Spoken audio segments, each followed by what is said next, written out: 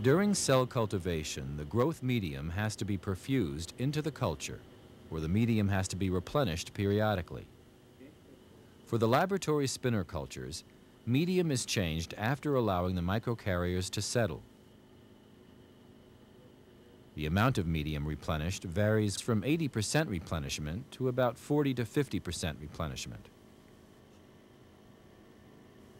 If a small balance is available, the amount of medium being withdrawn and replenished can be easily measured by weight. Otherwise, it can also be measured by volume or simply by a marked label on the wall of the spinner. For larger fermenters, the intermittent medium change is usually accomplished by withdrawing medium directly from an exhaust medium tube. This tube is installed with a screen made of stainless steel with openings of approximately 60 micrometers.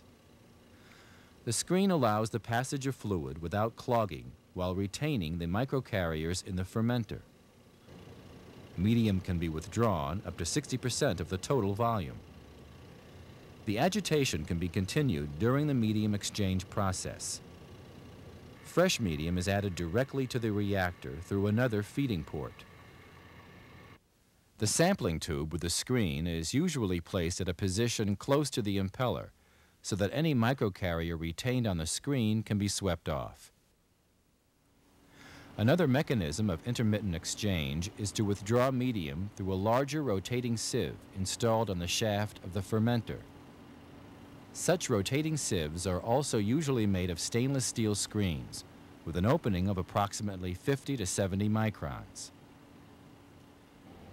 During the cultivation, look for symptoms of bacterial contamination. The oxygen consumption rate of animal cells is relatively small. Bacterial contamination usually results in a rapid decrease in the dissolved oxygen concentration. During the medium exchange, microcarriers settle rapidly to give rise to microcarrier-free clear supernatant. If after microcarrier settlement the supernatant is not clear, it could also be an indication of bacterial contamination. The sampling tube and the rotating sieve can also be used for perfusion. Ideally, the flow rate for the inlet and the outlet is controlled independently. The weight of the medium reservoir and the exhaust can be measured on a balance, and the flow rate is controlled automatically by a microcomputer.